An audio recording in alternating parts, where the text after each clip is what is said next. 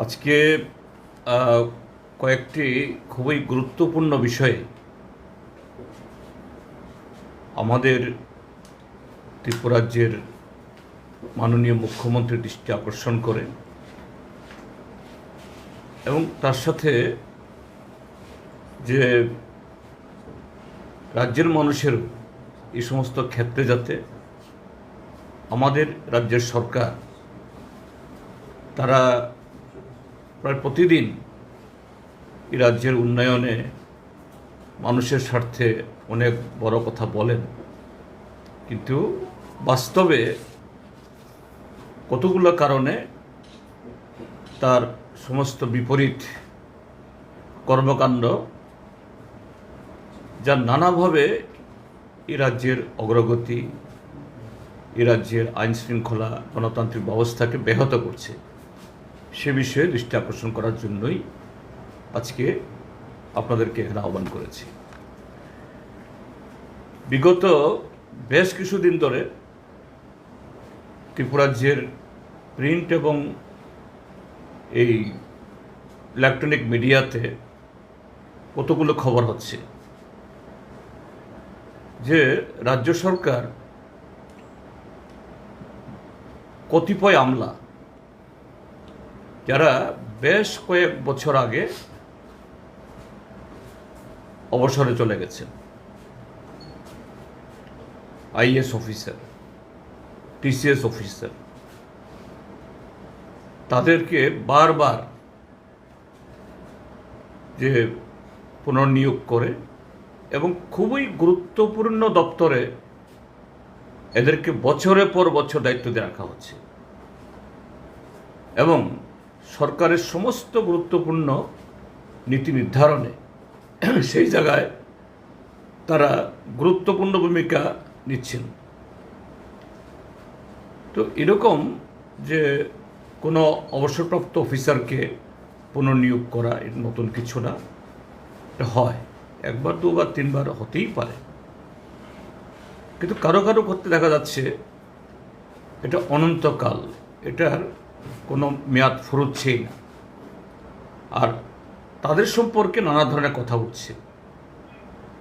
আমি আজকেই বলছি না, আমরা এই তিনজন এখানে আছি, আজকেই বলছি না যে সমস্ত অভিযোগ বা ওদের সম্পর্কে অঙ্গুলি তোলা হচ্ছে এগুলো সত্য প্রমাণিত, সত্য বলছি না, কিন্তু অভিযোগগুলো গুরুতর, খুব উদ্বেগজনক। এবং শুধু মিডিয়া, সন্দন পত্রিকা, প্রতিবাদী কলাম পত্রিকা, আজকের ফরিয়াদ, দৈনিক সংবাদও কখনো কখনো, তাছাড়াও আরও অনেক, এবং আরও বিভিন্ন চ্যানেল থেকেও এই সমস্ত যে তথ্য সেখানে বেশি আসছে, যেটা খুবই মারাত্মক। যেমন আমি বলছি, একজন অফিসার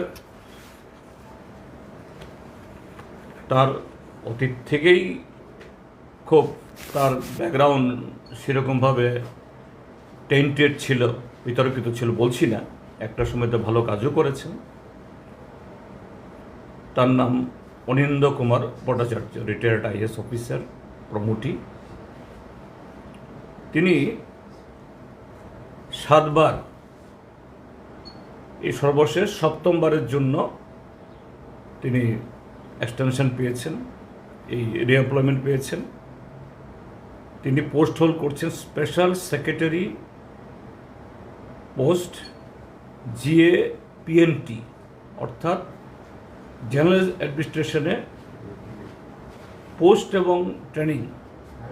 এটা ক্যাডার কন্ট্রোলিংয়ে যে বিভিন্ন স্তরের is, TCS, TPS, TFS, IFS, এদেরকে পোস্টিং দেওয়া ইত্যাদি নানা দিক থেকে তিনি এই দায়িত্ব সামলাচ্ছেন। তার সাথে কিছুদিন আগে ডাইরেক্টর অফ কি বলে ফায়ার সার্ভিসেরও ডিজি হয়ে আসছে, আইজি। তার সম্পর্কে যে অভিযোগ উঠেছে পত্রিকাতে, যে ফেক মেডিকেল এবং টিএ বিল করা, যা একটা ক্ষেত্রেতে খুবই মারাত্মক। সেরকম হলো মুম্বাইয়ে তিনি কোনো একটা অফিসিয়াল কাজে গেছেন, যেতেই পারেন, সরকার পাঠালে তো যেতেই হবে। তাও নাকি যে জিও গভর্নমেন্ট অর্ডার বের হওয়ার আগে তিনি গেছেন, টানা 64 দিন ছিলেন এবং প্রত্যেক দিন হোটেলে থেকেছেন, 4,000 টাকা করে বিল করেছেন, 1 লক্ষ টাকা। ঠিক আছে, স্পেশাল সেক্রেটারি র্যাঙ্কের কোন অফিসার যদি বহিরাজ্যে কোথাও যান, তাকে থাকতে হবে কোনো হোটেলে, কিন্তু তিনি এই যে 64 দিন টানা 2 মাস সেখানে ছিলেন, কি কাজে ছিলেন? তার মাইনস কোথায়? এই রাজ্যের সরকারের জনগণের ট্যাক্সের টাকায় তিনি সেখানে ডেপুটেশনে ছিলেন বা কাজে গেছেন, তার আউটপুট কোথায়?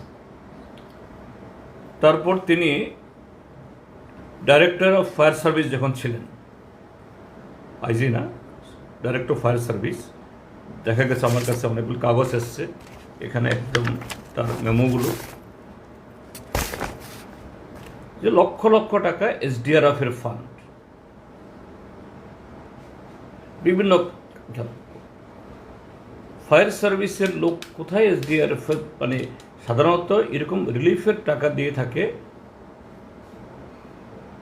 সিভিল অ্যাডমিনিস্ট্রেশন, ডিএম বা এসডিএমদের মাধ্যমে, কিন্তু ফায়ার সার্ভিসের ডাইরেক্টর, তার হাতে এসডিআরএফের ফান্ড, এক কিস্তিতে 10 লাখ 9 লাখ টাকা করে।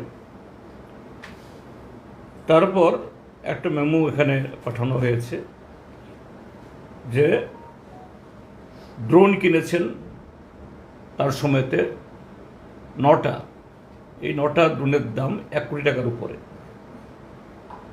ত্রিপুরাজ্যের কোন ফায়ার সার্ভিস স্টেশন থেকে ড্রোন দিয়ে আগুন নিভানো বা কি পরিমাণ ক্ষতি হলো দেখার এরকম কোনো যে অ্যাকশন তো হয়নি, মহড়াও আমরা শুনিনি।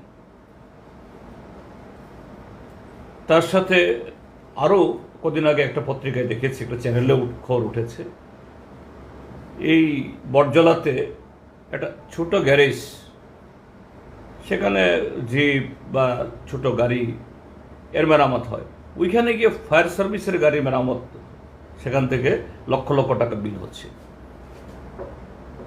যাই হোক, এই মুহূর্তে হয়তো তিনি ফায়ার সার্ভিসে নেই।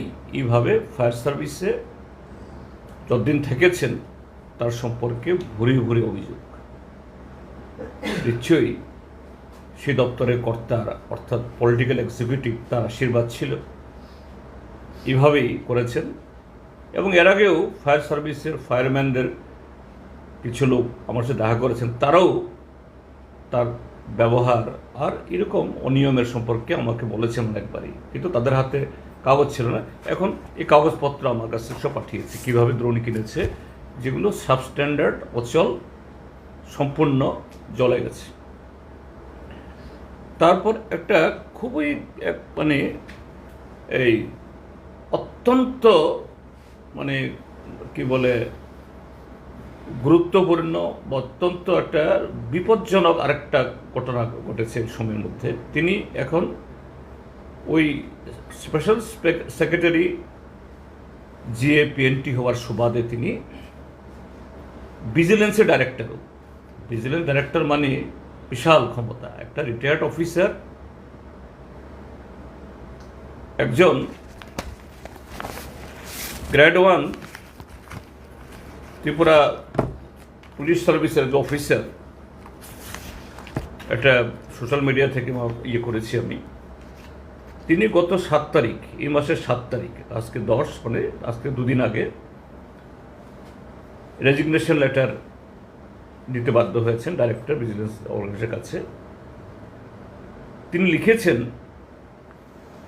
যে তাকে এমনভাবে হিউমিলিয়েশন, অর্থাৎ নানাভাবে তাকে অপদস্থ করা হচ্ছে। তিনি এই ডাইরেক্টর ভিজিলেন্স হয়ে আসার পর বলছে তার কথা মতো অমুক লোককে ভিজিলেন্স ক্লিয়ারেন্স দিয়ে দাও, কারণ ভিজিলেন্স ক্লিয়ারেন্স সরকারি অফিসারদের তাদের প্রমোশনের ক্ষেত্রেতে অপরিহার্য এসেনশিয়াল একটা নথি।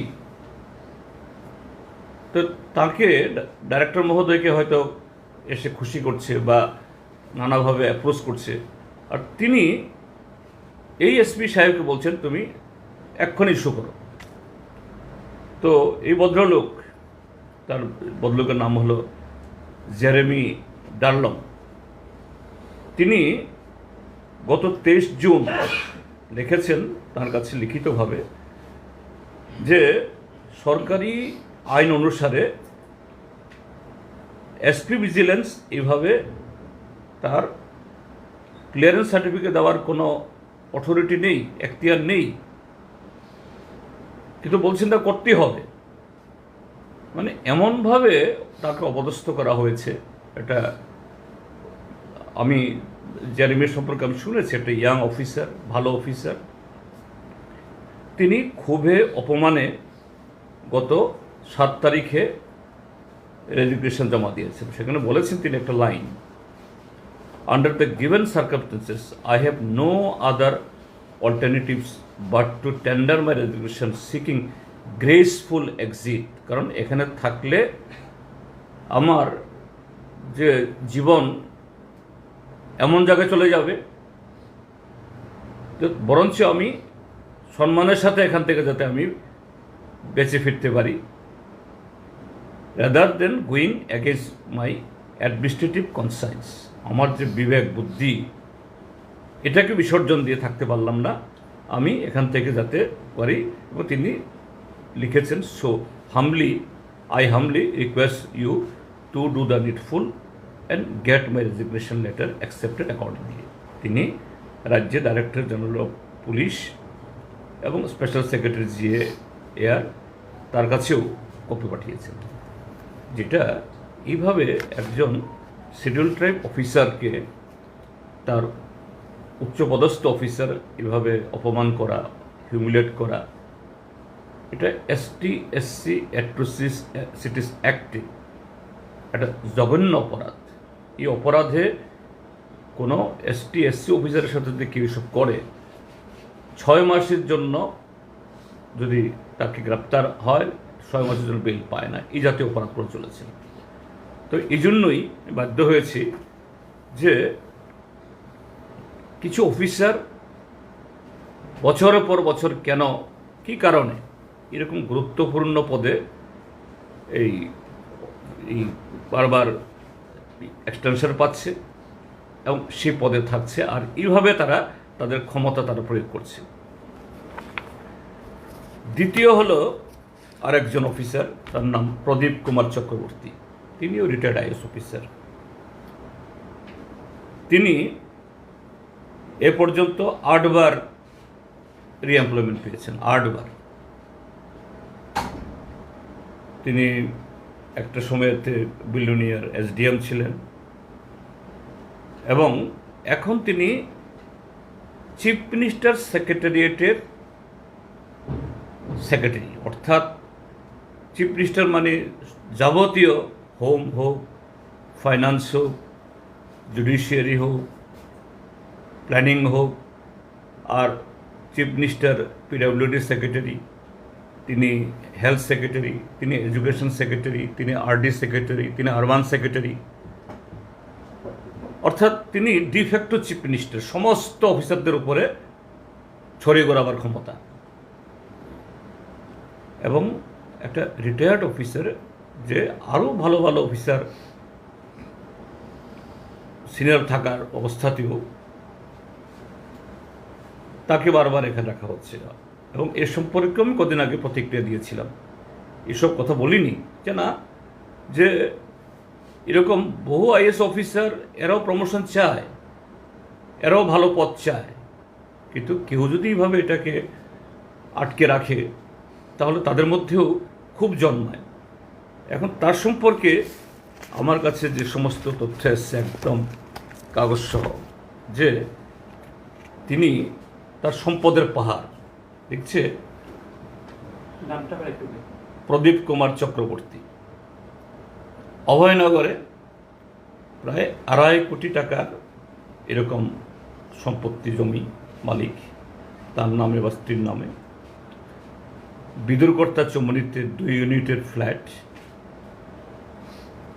বনমালীপুরেও 2 ইউনিটের ফ্ল্যাট, বিবেকানন্দ কমপ্লেক্সে কামান চৌমুহনীর পাশে হাই ইনকাম গ্রুপের সেখানেও ফ্ল্যাট, কলকাতার গড়িয়াহাটে ফ্ল্যাট, এবং উত্তর চাম্পামোড়াতে 7.83 একর জমিতে টিক প্ল্যান্টেশন, সেগুন।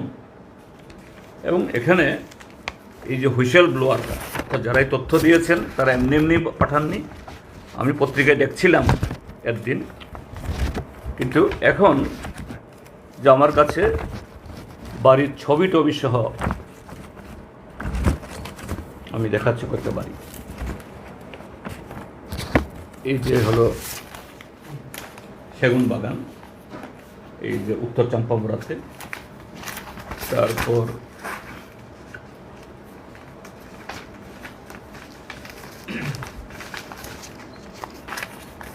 এটা হলো ওই সেই চাম্পামোড়া কাগজ যে 7.83 একর জমির মালিকানা তার স্ত্রীর নামে।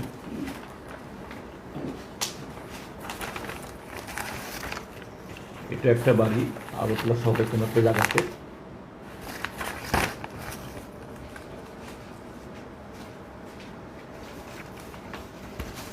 এটা আর একটা বাড়ি।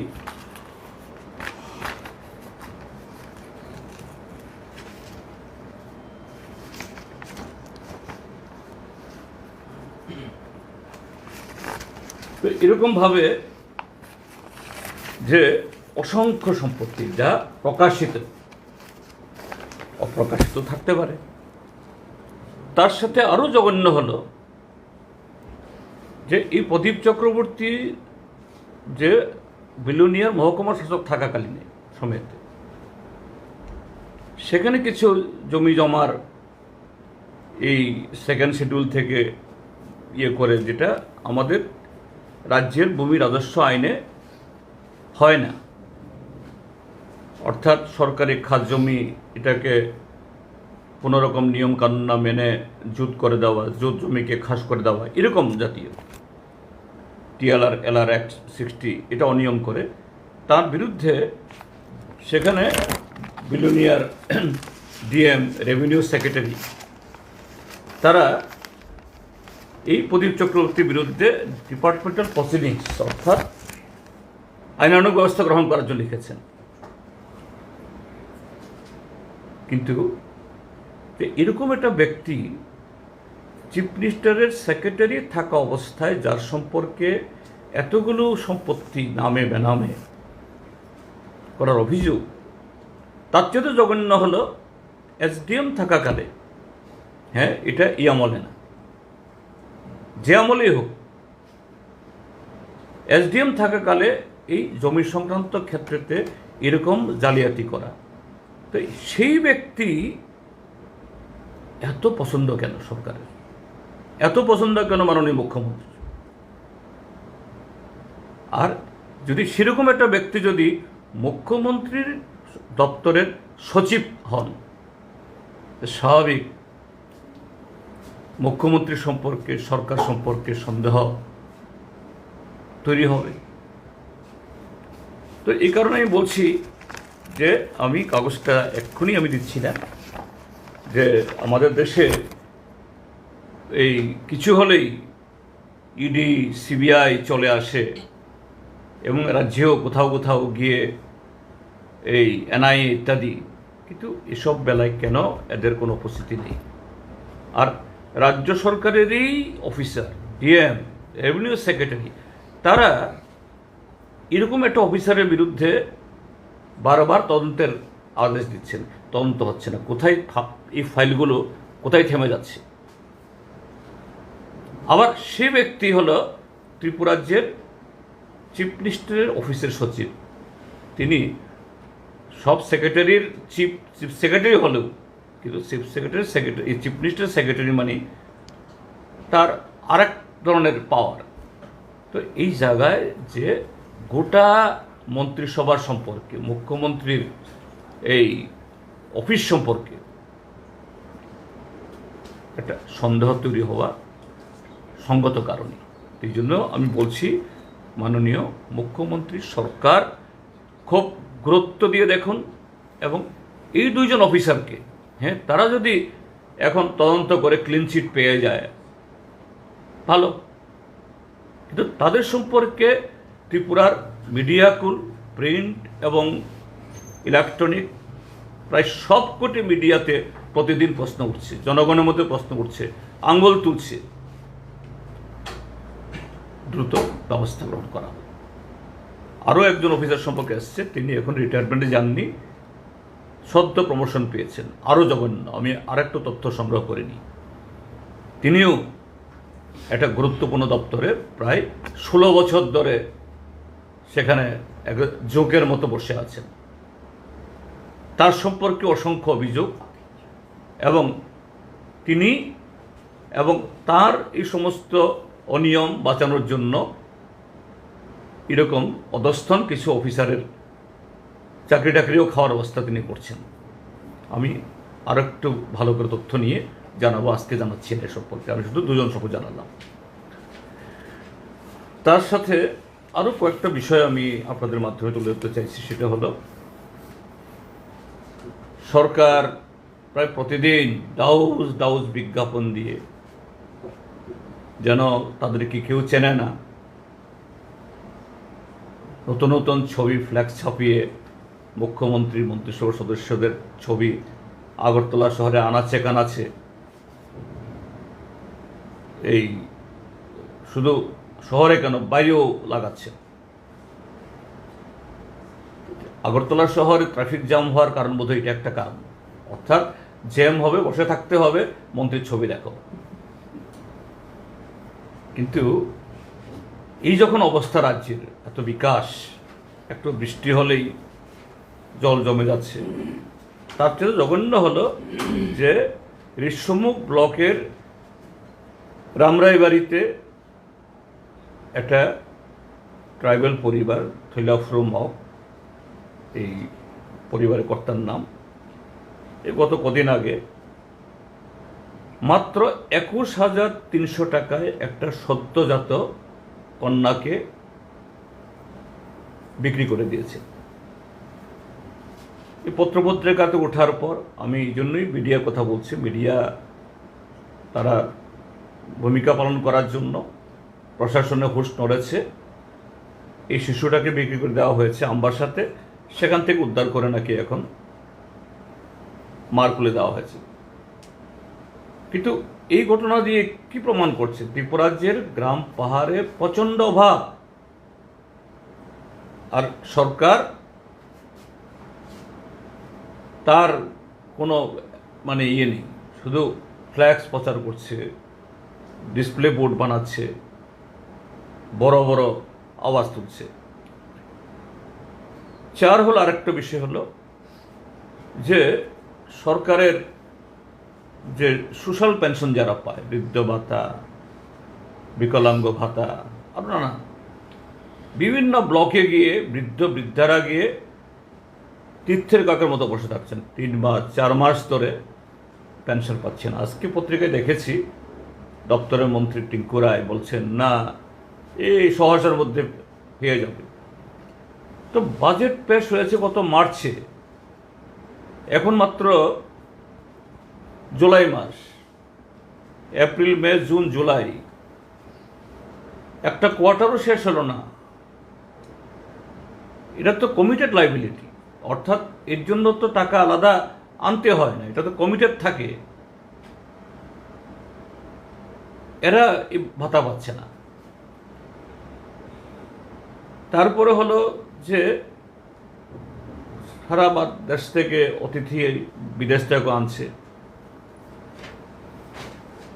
রাস্তাঘাটের চেহারা কি, ন্যাশনাল হাইওয়ে, স্টেট হাইওয়ে, প্রতিদিন আমরা দেখছি এই ধর্মনগর, আমবাসা বা তেলেমুরা রাস্তা, এই অবস্থাও খারাপ। এদিকটায় খোয়াই দিয়ে যে আসার রাস্তা, কোথায় যে গেল টাকাগুলো? আমাদের দেশের প্রধানমন্ত্রী এবং যিনি ন্যাশনাল হাইওয়ের যিনি মিনিস্টার নীতিন গাডকারি খুব বলেন, স্পেস টেকনোলজি দিয়ে নাকি তারা সার্ভে করে, সেভাবে মনিটরিং করে। তো কোথায়, কোন টেকনোলজি এটা? একটা রাস্তা ক বছর লাগে, কয়শো কিলোমিটার? এটা শুধু এই রাস্তা না, আরও বাকি রাস্তাগুলোর একই দশা। তার সাথে হলো আমাদের যে ত্রিপুরা পুলিশ টিএসআর, তাদের মধ্যে প্রচণ্ড ক্ষোভ। বিভিন্ন জায়গা থেকে ফোন করে বলেন, স্যার আপনারা তুলুন না আমাদের বিষয়টা একটু। কোথাও কোনো কোনো জেলাতে 2 মাস, কোনো কোনো জেলাতে 3 মাস ধরে রেশন মানি পায় না। আগে বেতনের সাথে দিয়ে দেওয়া হতো, এখন 2 মাস, 3 মাস, 4 মাস ধরে পায় না। এরপরে হলো যে সরকারের বদান্যতায় কিছু অফিসার, তাদের যে এখতিয়ার বহির্ভূত কাজ, যেটা গোটা প্রশাসনের মধ্যে যে ইন্টার ডিপার্টমেন্টাল যে একটা কোহেসিভনেস, মানে এগ্রিটি, পারস্পরিক সম্মানবোধ, এগুলি জলের তলায় এখন। রাজ্যে 20,000 শিক্ষক নিয়োগ নেই, পদ খালি, নিয়োগ হয় না, স্কুলগুলোতে মাস্টার নেই, তো লেখাপড়া নিচে গেছে। এখন মাননীয় মুখ্যমন্ত্রী, তিনি শিক্ষামন্ত্রী, তিনি নাকি এই অর্ডার দিয়ে দিয়েছেন ডিএমরা গিয়ে দেখার জন্য। হ্যাঁ, ঠিক আছে, ডিএমরা যদি সেভাবে গিয়ে এই তদবির করে, খোঁজখবর নেয়, ভালো। কিন্তু এমন তদবির, সেখানে একজন যে রাজ্যের পুরস্কারপ্রাপ্ত একজন মহিলা অফিসার, ইন্সপেক্টর স্কুলস, তার নাম হলো সুপ্রিয়া দাস, ক্ষোভে অপমানে রেজিগনেশন দিতে বাধ্য হয়েছেন, ওই জেরেমি ডালংয়ের মতো। আবার তাকে দমক দিয়ে হয়তো মণ্ডলের লোকরা গেছে, আবার জয়েন করতে বাধ্য করানো হয়েছে। তো এভাবে চললে হয়তো বা একটা জবরদস্তি চূড়াতালি দিয়ে কেউ রেজিগনেশন দিয়ে তুলে নিল, কিন্তু এতে প্রশাসনের মধ্যে সেই জোশ আসবে কি? সে ঐক্য তৈরি হবে কি? এটা সার্বিক একটা মানে অচলত অবস্থা এই বিগত 8.5 বছরে, এবং এই মুখ্যমন্ত্রীর 4 বছরে শুধু বড় বড় কথা বলছেন, কিন্তু বাস্তবে গিয়ে যে বিষয়গুলোর গভীরে গিয়ে সমস্যাটা হাল করার জন্য যে ধরনের উদ্যোগ গ্রহণ করা দরকার নেই। এই কারণে এই ঘটনাগুলো, আর সেখানে সুযোগ নিচ্ছেন এরকম রিটায়ার্ড অফিসার, এরকম কিছু লোক, এরা দায়ী নেই, যা খুশি জীবনের শেষ প্রান্তে এসে এরকম সুযোগ পাচ্ছেন এবং সরকারকে বিপদ করছেন। আমি বলবো পি.কে. চক্রবর্তী বা অরিন্দম ভট্টাচার্য এতই অপরিহার্য হয়, আপনি তাকে কেন পোস্টে রাখছেন? তাকে অ্যাডভাইজার করুন, অ্যাডভাইজার করে রেখে দিন, যতদিন থাকবেন আপনার সাথে থাকবে। কিন্তু তাকে চিফ মিনিস্টার সেক্রেটারিয়েটের সেক্রেটারি, আইসিএস সেক্রেটারি, এই যে আইসিএতে লক্ষ লক্ষ কোটি কোটি টাকার ফ্ল্যাগ ছাপা, এই ভদ্রলোকের হাত ধরে এখানেও গোটালার হাতছানি আছে। অরিন্দম ভট্টাচার্য এতই অপরিহার্য, ডাইরেক্ট তাকে অ্যাডভাইজার করে রাখুন, চিফ মিনিস্টার অফিসে অ্যাডভাইজার। তাকে director of vigilance, director of fire service, special secretary GAPNT রাখা মানেটা কি? ডাল মে কুছ কালা হ্যায়, যা সারা রাজ্যের জন্য, ত্রিপুরার 44 লক্ষ মানুষের জন্য একটা সর্বনাশের একটা রাস্তা তৈরি করছে তাদেরকে দিয়ে।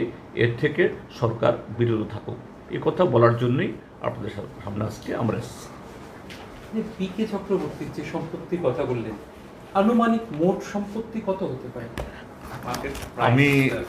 আমি এগুলো পেয়েছি, আমি তো দেখলামই একটা জমির মালিকই এখানে যে অভয়নগর কোন জায়গায় জানি প্রায় 2.5 কোটি টাকা বলছে। তারপর একটা ফ্ল্যাট আগরতলা শহরে 60-70 লাখ টাকার কম হবে না। 8 একরের মতো এই টি প্ল্যান্টেশন, তাও উত্তর চাম্পামোরা, এখানেও কানি 15-20 লাখ টাকার কম হবে না। এছাড়া সব ম্যাচিউরিটি, এটা তো জানা, কারণ এটা তো আর লুকানোর প্রশ্ন নেই, একদম সরকারি নথি বের করা, রাইট টু ইনফরমেশন করে এই সমস্ত তথ্য বের করে নিয়েছে, দাগ নম্বর কি, খতিয়ান নম্বর কি, এভরিথিং। তার বাইরেও আছে। তো সরকার দেখো যে তিনি যে ট্যাক্স রিটার্ন ফাইল করেন তার সাথে এই সম্পত্তির যে বহরের কোনো মিল আছে কিনা। অনিন্দ্য ভট্টাচার্যের ক্ষেত্রেও তাই, বাইরে ফ্ল্যাট। আরেকজন অফিসের কথা বলছি, তিনি এখনও সার্ভিসে আছেন, আমি পরবর্তী সময় আসবো, আমি আর একটু তথ্য সংগ্রহ করছি, আমি নিজে আগে স্যাটিসফাইড হই যে না তথ্যগুলো কতটুকু ঠিক আছে। তো কিন্তু সবচেয়ে বড় কথাটা হলো এরাই হলো এখন সরকারের সবচেয়ে কাছের লোক, এবং অফিসারদের মধ্যে অনেকে বলছেন স্যার কি হচ্ছে, আমাদের তো কোনো কাছে নেই, সব কিছু লোকের মধ্যে হাতেই সব। এখানেই হলো গুরুতর প্রশ্ন। মুখ্যমন্ত্রী বলছেন অভিষেক চন্দ্রার বিরুদ্ধে ব্যবস্থা গ্রহণ করেছে সরকার আগে থেকেই, যখন বিষয়টা নজরে এসেছে। তো সরকার বলছে করাপশনের এগেইনস্টে তারা স্টেপ নিচ্ছে, কিন্তু আপনি বলছেন প্রদীপ চক্রবর্তী ওদেরকে কার্যত করাপশনকে জিয়ে রাখার জন্য রেখেছে। অ্যাকচুয়াল ব্যাপারটা কি মনে হয়? তো মুখ্যমন্ত্রী বলুক না, আমি তো আজকে তুললাম, আমি তো একদম বলছি, আমি কাগজ নিয়ে এসেছি আজকে, প্রয়োজনে মুখ্যমন্ত্রীকে আমি দেবো, তিনি যদি চান, তিনি যদি ভিজিলেন্সে দেন, ভিজিলেন্সকে আমি দেবো। হ্যাঁ, কিন্তু ভিজিলেন্সকে তাকে বসিয়ে রাখা হয়েছে, তো কি করে তাহলে হবে? এবং মুখ্যমন্ত্রী বলছেন জিরো টলারেন্স অ্যাকশন নেওয়া হবে। এই যে আইএফএস অফিসার প্রায় 1 কোটি টাকা নিয়ে পালিয়ে গেল, কি করে সে গেল এখান থেকে? অভিষেক চন্দ্রের ক্ষেত্রে যা কথা উঠছে, 14 কোটি টাকা এরকম, কোথায় তদন্ত? এবং মিডিয়া রিপোর্ট বলছে তাকে বাঁচানোর জন্য একটা লবি তৈরি হচ্ছে। তো মাননীয় মুখ্যমন্ত্রী দুর্বলতা কোথায়? আপনি যদি এত স্বচ্ছ হন, সৎ হন, কথায় কথায় বলেন জিরো টলারেন্স, আপনি দেখান না। আপনি এরকম টেন্টেড লোকদেরকে বাদ দিয়ে আপনার অফিস চলতে পারছে না, আর সমস্ত ফাইল আগে তার হাতে যাচ্ছে, তারপরে আপনি দেখছেন। তাহলে এটার এই যে এপিসেন্টার কারা? আপনি স্বচ্ছতা থাকলে আপনি হিম্মত করে সে স্বচ্ছতা দেখান। আমার বক্তব্য এই জায়গাতে।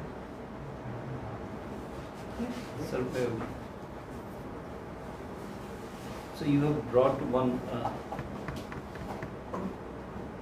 You were speaking about a child was sold. At what price the child was sold? What is the reason behind it? Reason behind is poverty, because there in the rural areas there is no work, no job.